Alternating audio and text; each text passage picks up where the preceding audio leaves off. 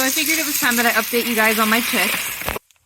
For a lot of people, it makes them really, really nervous whenever they have to add their new chicks to the flock. And the same rule applies even if you're adding older chickens to the flock, but they're new. The same rules will apply. So, I know I made a video about this last year, but I'm gonna talk you guys through it again and give you an update because I have added my chicks from this year to the flock.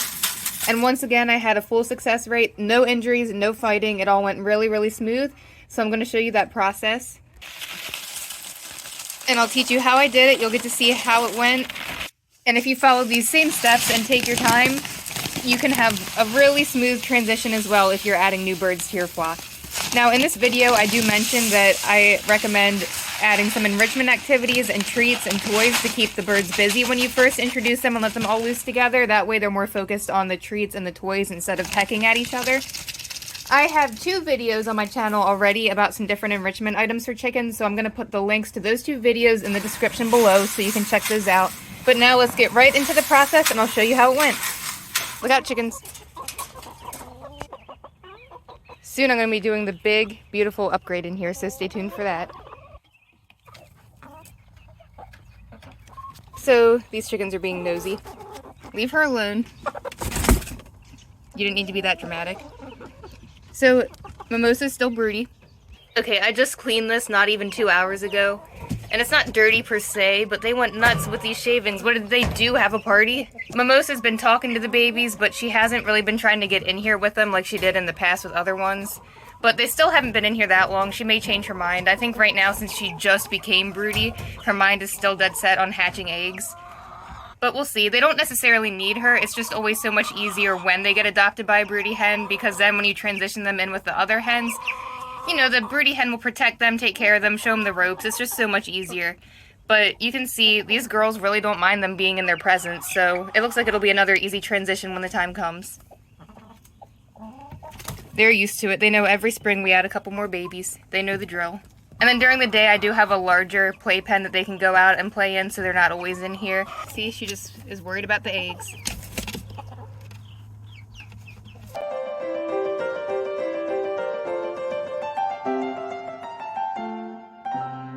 Good news, Mimosa has shown a lot of interest in them now all of a sudden. She keeps talking to them, she keeps trying to get in here with them, trying to make them follow her, she keeps trying to feed them. It's really, really cute. So I think she wants to adopt them.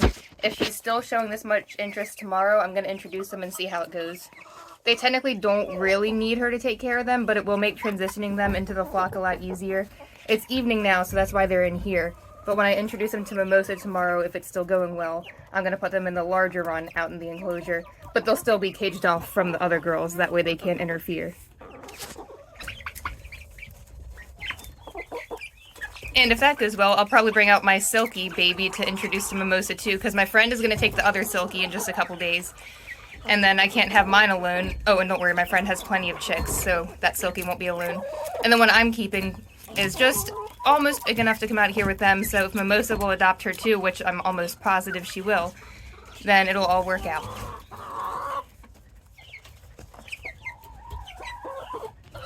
When I was cleaning in here earlier, it was when Mimosa was really, really showing interest in them, but I didn't have my camera on me, so I couldn't film it. But I'll keep you guys updated, because I'm sure she'll do it again. And in other news, Cornflower, of all people, is broody now too. She almost never goes broody. I think having the chicks in here has confused her and has made her think like, oh, you know, maybe I do want to be a mom. But she hasn't tried to actively adopt them like Mimosa started doing today. She is just sitting on the eggs. And Mimosa's still sitting on eggs too, but she will not take her eyes off of the little chicks. So we'll see what tomorrow brings. And there's Meringue, just being nosy like always.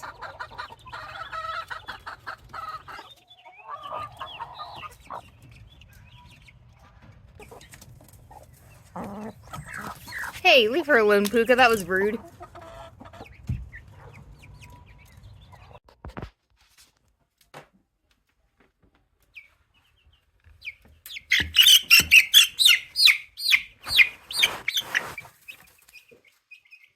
So here is the outdoor enclosure. You already saw the one that they go in at night when they're in the coop. It's in the upper 80s today, so I put the little Silkies outside finally. My friend is coming to get that larger one. And then Willow will stay with the other chicks here. That way she's not lonely. It's their first time outside, so they're a little bit skittish. They have a little swing. And Meringue is extremely nosy, as usual.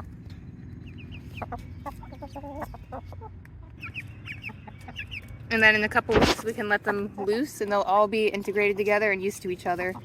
And update, soon I'll be doing the big cleanup in here. And I'll have a video coming out about that. I'm gonna make it look beautiful.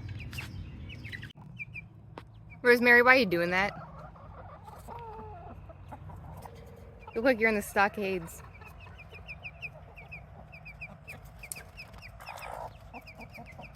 Just enjoying the view. I let the two slightly older chicks loose and everything's going really well. The only one that's pecking on them a little bit is Larkspur here, but even then it's not that bad. It's normal to see a little bit of pecking and chasing. That's just how they communicate. It's how they establish their pecking order. But if it's getting downright violent or if there's injuries involved, you're going to want to put them back in the cage and give it a few more days for them to get used to each other's presence before trying again. Make sure anytime you introduce any new animal, it's under heavy supervision. Since these two are a bit smaller, I'm going to give them a little bit more time in here. But you can see they're eager to come out and join their friends. The older ones have been hanging out this enclosure during the day to keep them company. I think they miss each other. And at night, these two are still going inside of the coop in the smaller cage so they're protected. And their two older friends over there have been going in on their own with no trouble. So it's all been going really, really smooth. It pays to have patience when you do things like this because then when you finally do let them out, it's just so much easier.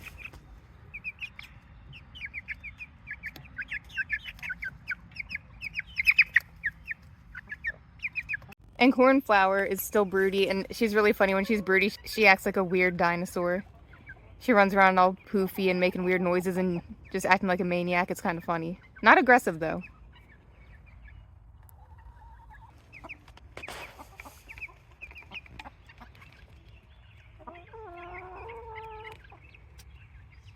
I have put some non-medicated chick crumbles out because since the older ones are loose now, they need to still be able to have access to the baby feed because they need to be on it for at least 16 to 20 weeks. You don't want to put them on the adult layer feed any sooner because that has so much calcium in it so that way it can support hens that are laying eggs. But chicks this young obviously aren't laying eggs, so they don't need that much calcium yet. So it could be detrimental to their health if they have too much calcium in their diet at this young age. It could actually make their bones brittle, it could stunt their growth, and it could even cause them to have underdeveloped eggs or smaller eggs for their whole life moving forward. So you want to take care of their health, make sure they're getting the right levels of protein when they're young and growing, and then once they start laying eggs or at least get very close to that age, you can move them onto the adult layer feed, which is then formulated to support them as their bodies start to produce eggs. Now, since the adults here are laying eggs and I want to make sure they're getting enough calcium, since they have access to the non-medicated chick starter now, I did put some oyster shell in that little bird feeder I have hanging up for them, so that way if their bodies feel that they're deficient in that and they start to crave it, they can go over and eat it and still get the calcium that they need. You can also crush up their eggshells and they would eat that as well.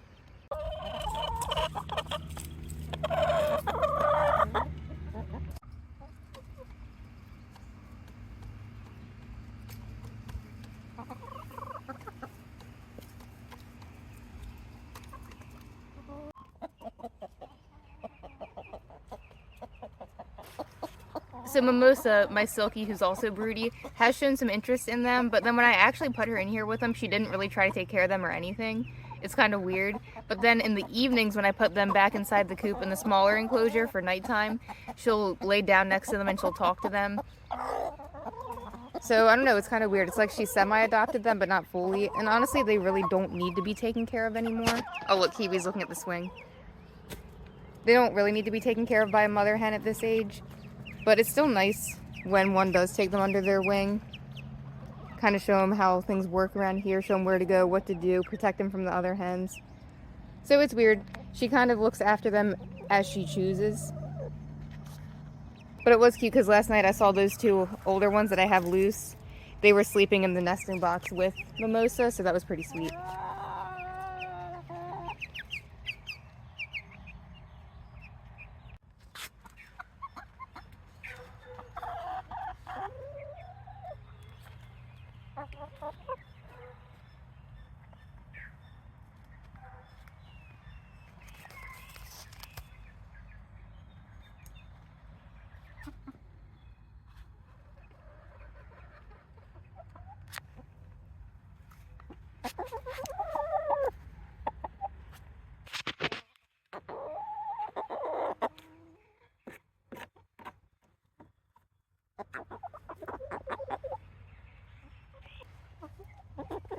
I'm gonna scrub this off soon. And then we're gonna mulch in here, clean everything up, add some new decorations. I'm actually doing that this Friday. Finally, for once, get a day off, and I can devote it to cleaning up in here.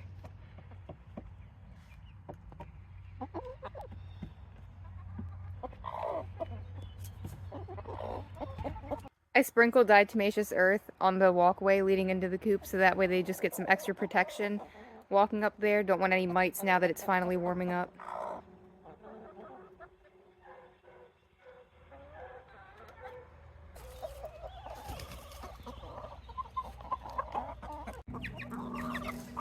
So it's been a few more days and I decided to let the other two smaller ones loose, and it's going extremely well so far. You can see the older hens were so used to seeing them in there and in the coop at night in the smaller enclosure that they're like, oh, it's no big deal, we're used to them. And then I put some non-medicated chick starter inside of the coop and in some different places out here in little feeders. That way they can access the food easily because it's a big area out here, so I want to make sure they have lots of places to easily find feed until they get used to where I keep all of it.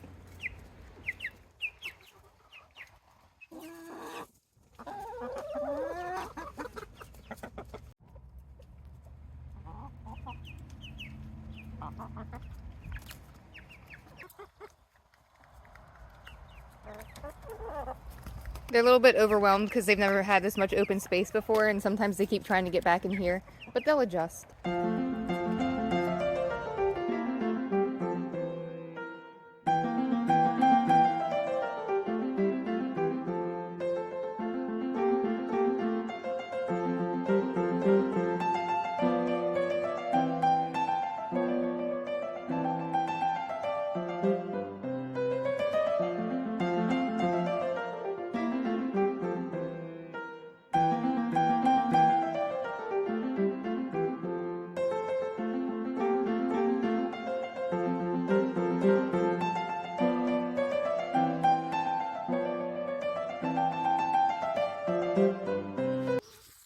On an unrelated note, the store that I manage, if you've been following my channel, you know we get in chicks that we sell.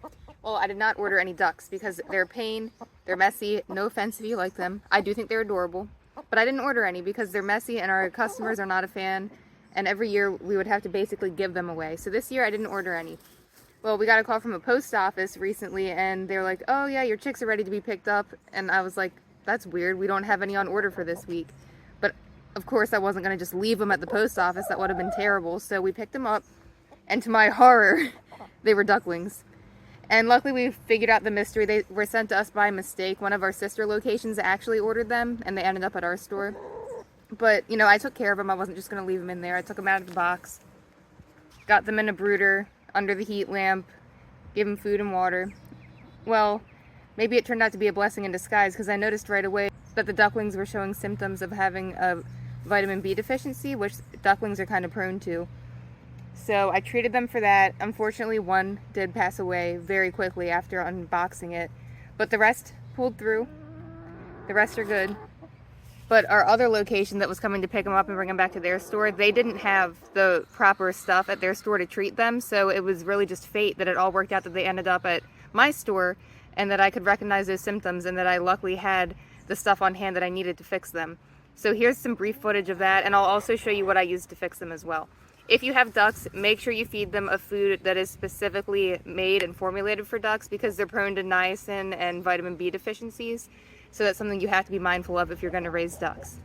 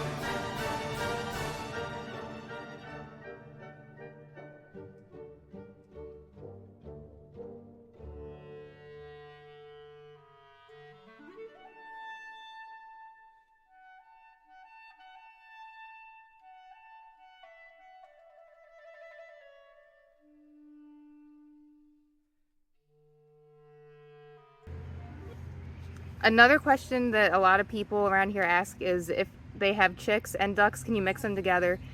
Technically, I guess you could. A lot of people have done it and they've had success with it, but I personally wouldn't do it. And if you are going to, have a huge enclosure and make sure you clean it at least 2 to 3 times a day. Because ducklings are very messy.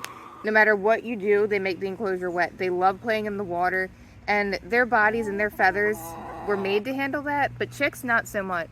So you don't want your chicks to get wet and cold and get infections or, you know, fungus or any issues from all the moisture in the enclosure that they're really not made to have.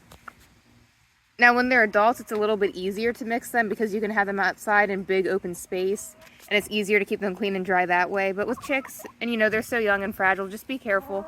I personally wouldn't recommend mixing them, but if you do, just really keep a close eye on them and make sure that both of their proper dietary needs are going to be met.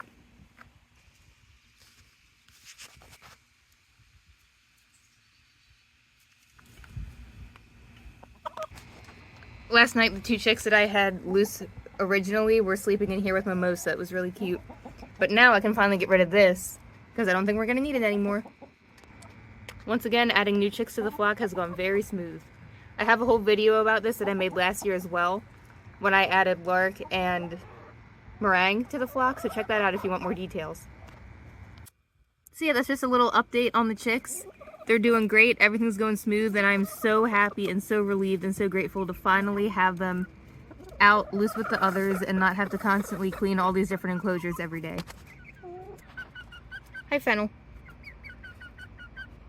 Now, I think I mentioned this before, you really don't want to move them outside until they're about 8 weeks old. And you need to keep them on a chick starter feed, 18% protein, for at least 16 to 20 weeks. And then you can move them right onto the adult layer feed. Here's a brief intermission. We got in some baby pheasants at work, and although that's completely unrelated to what's going on here, I want to show you them real quick because they're super cute. They have really adorable markings on their face that kind of looks like little eyebrows, so it looks like they're kind of angry. The pheasants are really cute. They're kind of stupid, if I'm being honest. They're not the brightest bird out there, but that's part of their charm. They're fearless. They're not afraid of anything, it seems, which in the wild would not be a good thing, but at the store, they're nice and safe. It's funny because if you put your hand in there, they all charge at you. So I wanted to share with you how cute they are. Here's a quick clip of that before we get back to the chickens.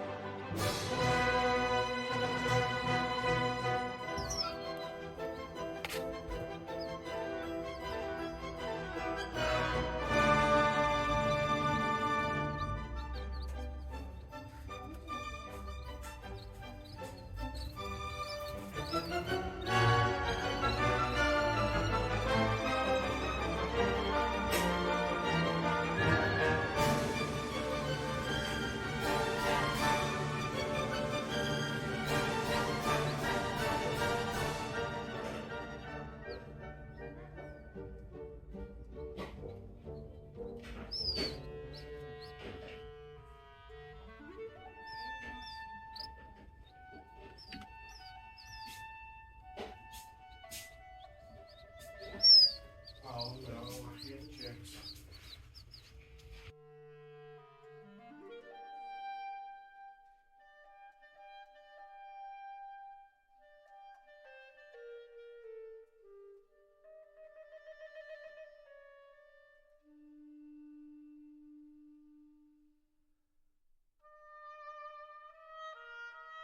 So here's just a quick little update I wanted to add in. When I ended this video, I said that the Broody hens had not officially adopted the chicks, but in some ways I stand corrected because now look what happens every night. And who did that? Rebels. But anyway, don't mind all this mud. We've had horrible rainstorms and I'm about to pressure wash everything once the rain is done. We got a couple more days of rain coming and then I'm going to do a big cleanup in here and I'm going to mulch it. So stay tuned for that. That'll be a separate video. It'll look really nice. But I don't know if you can hear it, but Willow, my little white silky chick, every night when she was a tiny little freshly hatched chick in the house until present, she would talk to herself, make little cute chirping, peeping noises to soothe herself as she fell asleep, and she still does it out here. I think it's so cute. But take a little peek at this.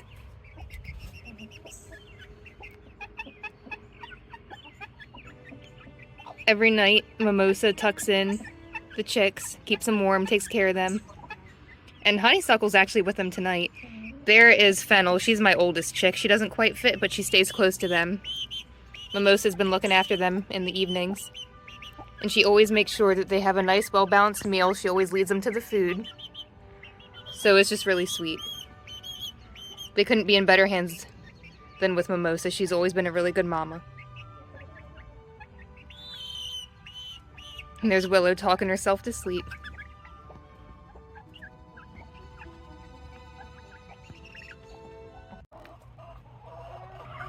What a good mama.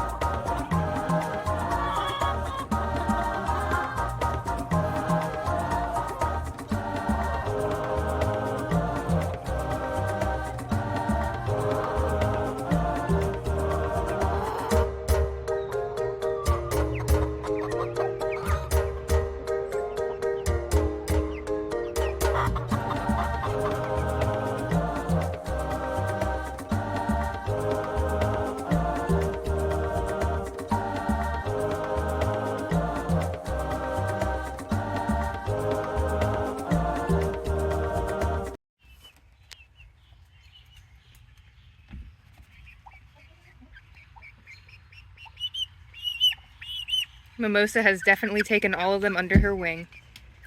Even Fennel, who's bigger than her, has managed to squeeze in the nesting box tonight. And Kiwi is right there. She's squeezing there too. She has all 4 of them. And SOS, Puka is now broody too. Send help because she pecks.